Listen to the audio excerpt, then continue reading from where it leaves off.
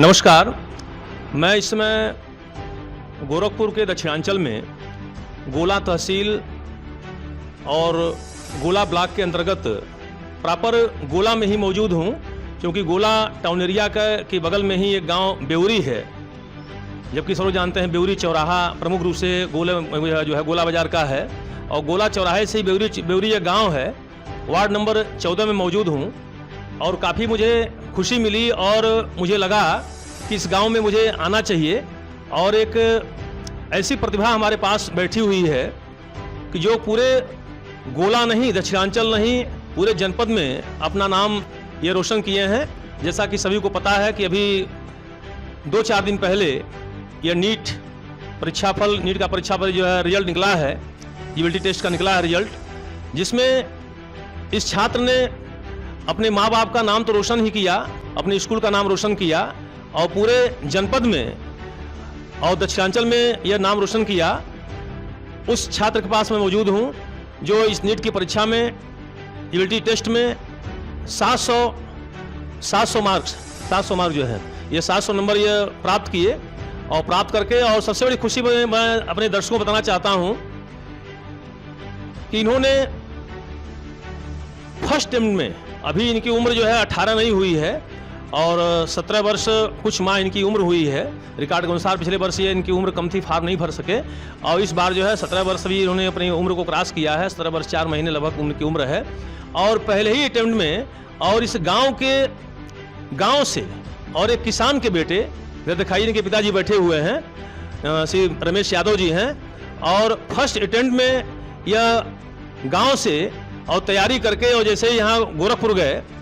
और अब ये कोचिंग का नाम क्या पड़ेगा? गुरुकुल पाठशाला। गुरुकुल पाठशाला। अपना नाम बताइए दर्शकों को। मेरा नाम वैभव राज है। वैभव राज। और यह जैसे ही इंटर कब पास किया आप? 2023 में। इंटर में मार्क्स क्या थे आपके? 92%। 92%। और हाई स्कूल में? 94.8।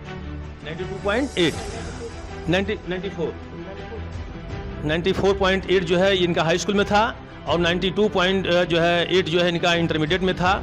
और इनके अंदर, जैसा कि मैं पहले आया तो मैं आपसे बात किया, तो इनकी जिज्ञासा शुरू से बनी रही और असंभव को इन्होंने संभव कर दिखाया।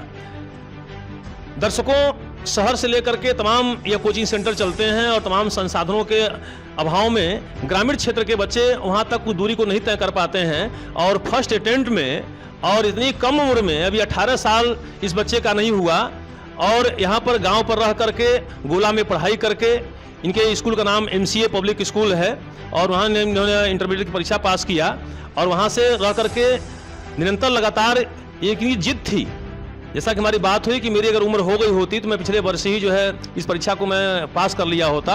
और फर्स्ट अटेम्प्ट में निकलना, लोग बहुत से छात्र हैं यहाँ से लेकर के कोटा तक, गोरखपुर में तमाम कोचिंग सेंटर हैं जो 4-5 साल लगातार लड़के मेहनत करते हैं। और उसी राज को मैं जानने के लिए आया हूँ इनके पास कि वास्तव में आप इस ग्रामीण क्षेत्र में रह करके, ग्रामीण परिवेश में रह करके, और पिता जो है किसान हैं, जिनके जो है 2 लड़के हैं, इनके भाई के 2 लड़के हैं, उनको खुद वो पढ़ाते हैं अपने जो है कृषि से, खेती से। और खेती में कितनी आय होती है, बहुत लंबी खेती भी नहीं है। और मुझे काफ़ी आश्चर्य लगा कि इन विकट परिस्थितियों में रह करके और आपने जो है परीक्षा को उत्तीर्ण किया। मैं आपसे जानना चाहता हूं कि यह 12वीं पास होने के बाद क्या लक्ष्य था आपका शुरू से? मेरा शुरू से ही लक्ष्य था डॉक्टर बनने की। क्लास 10 के बाद मेरा यही लक्ष्य था कि मैं डॉक्टर बनूं। तो यह दर्शकों को नहीं, विशेष तौर पर मेरे इस चैनल के माध्यम से जो स्टूडेंट हैं, जो छात्र छात्राएं तैयारी कर रहे हैं, उनके लिए मैं आपसे यह जानना चाहता हूं कि उनको क्या संदेश देना चाहते हैं। आखिर किस तरीके से आपने मेहनत किया, इंटर जैसी परीक्षा पास किए, फर्स्ट अटेम्प्ट में आप बैठे और पहले अटेम्प्ट में आपने निकाल लिया परीक्षा, जो है 700 नंबर लाए। अभी बहुत से लड़के जो है 650 में है, कोई 645 है, कोई 680 है, और यहाँ कोई बहुत सुविधा भी नहीं है, यहाँ कोचिंग नहीं थी, और कैसे कैसे आप जो है सेल्फ स्टडी तैयारी किया। तो यह क्या संदेश देना चाहते हैं कि आखिर किस तरीके से आपने परीक्षा को उत्तीर्ण किया है? नीट सिलेबस में NCERT मेंशन्ड है, तो मैंने NCERT पे ज़्यादा फोकस किया था और NCERT को बार बार करते रहा। NCERT? जी सर। मतलब ऑल सब्जेक्ट, फिजिक्स, केमिस्ट्री, जो भी फिजिक्स, केमिस्ट्री, बायो। जी सर। NCERT। अब कितने घंटे लेबर करते थे आप? जो स्कूल में पढ़ाया जाए उसके बाद मैं 6 से 7 घंटे अपने पढ़ता था, सेल्फ स्टडी। मतलब स्कूल में जो पढ़ाते थे, जो कोर्स था उनका अलग था, अपना यहाँ का खुद का जो है 6 से 7 घंटे। 6-7 घंटे। जी सर। और क्या कहना चाहते हैं जो नए बच्चे तैयारी कर रहे हैं, उनके लिए क्या कहना चाहते हैं? नीट में यही है कि आप ज़्यादा तरफ न भटकें, बस एनसीईआरटी फोकस करें तो जितने बार एनसीईआरटी करेंगे बढ़िया होता जाएगा मार्क्स। तो क्या एनसीईआरटी जो सिलेबस थे इंटर के फर्स्ट ईयर सेकेंड ईयर के, ये सारे सिलेबस को आप पूरा क्लियर कर लिए थे? जी सर, कई बार रिवाइज किया था इन्हें। जी सर। मतलब जो बच्चे मार्क्स उनके कम आते हैं या मेहनत नहीं कर पाते हैं, और कोचिंग सेंटरों की भूमिका है, कोचिंग सेंटर में भी तो आपको बेनिफिट मिला होगा अपने सेल्फ स्टडी के साथ साथ जो है, तो वहाँ पर क्या कैसा रहा आपको? जो है गुरुकुल से पढ़े हैं, गोरखपुर से आप? जी सर। तो क्या भूमिका थी? तो वहाँ पे टीचर जो प्रीवियस ईयर क्वेश्चन है वो करवाते थे और एनसीईआरटी फोकस किए थे। एनसीईआरटी? जी सर, नीट पूरा एनसीईआरटी फोकस्ड है। तो एनसीईआरटी तो यहाँ आप ऑलरेडी बता रहे हैं कि हम जो है तैयारी करते थे, वहाँ भी आपको माध्यम मिल गया, तो उनके जो है कुछ टेस्ट सीरीज भी होते थे ना, वीकली या मंथली? जी सर, उनका टेस्ट सीरीज होता था, वहाँ 250 प्लस टेस्ट कराया गया था। जी सर, वो टेस्ट भी एनसीईआरटी बेस्ड और नीट पेपर बेस्ड होता था, और वहाँ टीचर बताते थे यहाँ से क्वेश्चन आएगा, यहाँ से क्वेश्चन आएगा, मतलब वो पूरा गाइड करते गए। मतलब इस साल बैच में लगभग कितने छात्र रहे आपके ग्रुप से? 500 थे। 500 सिलेक्शन लगभग कितने बच्चों का हुआ? 70-80 हैं जो 650 से प्लस हैं, और जो 620 और 650 के बीच में 70-80 ज़्यादा बच्चे हैं। जी सर। तो ये देखिए, अब इनकी एक जो जिद थी, और जिद में निरंतरता, देखिए कोई भी विद्यार्थी हो, मैं यही संदेश देना चाहता हूँ उस चैनल के माध्यम से, तैयारी कर रहा है, अगर उसकी निरंतरता में कमी आएगी तो वह उस अपने उद्देश्य को, अपने एम को वो सफल नहीं हो पाएगा। तो निरंतरता देखिए इनकी बनी रही, और निरंतर जो है 6-7 घंटे अपना लेबर करते थे, एनसीईआरटी फोकस था, और नीट में जो इनके जो पेपर रहे होंगे पहले के उस पर जो है फोकस करते रहे, और साथ साथ यहाँ से जाने के बाद वहाँ भी कोई फैसिलिटी सुविधा वहाँ से कोचिंग से मिल रहा था आपको? जी सर, वो गाइड करते रहे हमेशा। गाइड करते रहे? जी सर, वो हमेशा बताते रहे।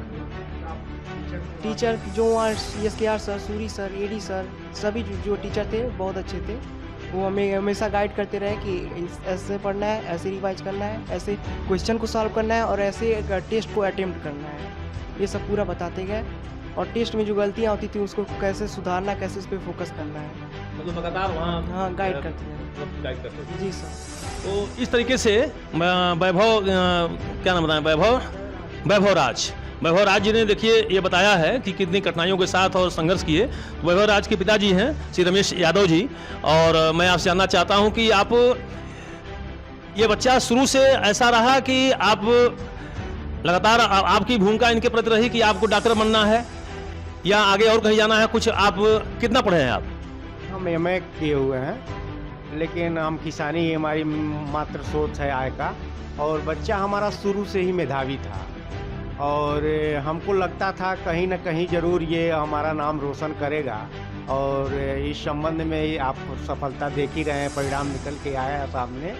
और जो है मतलब इनको कहीं हमको गाइड करने की आवश्यकता नहीं पड़ी कि आप ऐसे पढ़िए वैसे पढ़िए, ये सेल्फ अपने मोटिवेट होते थे और अपने ही योजना बनाते थे कि हमको किस तरीके से। आज के परिवेश में बहुत बच्चे मोबाइल पर ज़्यादा लगे रहते हैं, तो क्या मोबाइल भी सुविधा रही पहले से इनकी? मोबाइल तो इन्होंने क्लास 10th के बाद यूज किया है, और वो जो है केवल स्टडी के लिए यूज किया है, किसी अन्य चीज़ के लिए नहीं यूज किया है। यहाँ तक कि कॉल भी आते थे तो कॉल अटेंड भी नहीं करते थे, किसी रिश्तेदार का आ गया, किसी मित्र का आ गया, कभी अटेंड नहीं करते थे। जब हम लोग कहते थे, हम लोगों का फ़ोन आता था तो कहते थे मम्मी चाहे पापा लीजिए ये आपका फ़ोन आ गया बस। ये अपनी जिम्मेदारी खुद समझते थे मुझे क्या करना है। तो बताइए, 4 लड़के हैं, 2 बच्चे आपके हैं, 2 बच्चे आपके भाई साहब के हैं, तो खेती से कैसे मेंटेन किया? खेती ये छोटी मोटी खेती है, लेकिन यह मेहनत ज़्यादा है खेती में। किसानी तो हो ही रही है, गेहूँ अब तो थोड़ी खेती कम हो गई हमारी, नहीं तो पहले संसाधन बहुत अच्छे थे हमारी खेत के लिए, हमारे जीने खाने के लिए बहुत अच्छे थे, लेकिन इसी बीच पढ़ाना भी आवश्यक था, बच्चों को पढ़ाना भी है। अच्छा, इनकी प्रतिभा को देखते हुए जिस स्कूल में पढ़े हैं, तो उस स्कूल के प्रबंधन ने कोई सहयोग किया आपको? हमारे मित्र MCA पब्लिक स्कूल के प्रबंधक प्रदीप सिंह जी, हमारे मित्रवत बहुत ही क्लोजली संबंध है हमारा, और हम कभी भी आर्थिक रूप से जो है उन्होंने हमको बहुत मदद किया, और स्कूल से मैनेजमेंट से बहुत सहयोग मिला हमको, कहीं कोई दिक्कत नहीं हुई हमको। जो हम कहते थे करते थे, आज वो भी स्वीकार करते थे कि भैया आप जो भी कहेंगे, हमारे मित्र हैं, वह वो बहुत प्रतिभावान लड़का है, हम पढ़ाएंगे, आपको कुछ नहीं करना है, आप करते रहिए। बहुत मदद किया MCA पब्लिक स्कूल के प्रबंधक ने। हमारे मित्र हैं, आज भी हम बहुत इज्जत करते हैं और पहले भी इज्जत करते थे।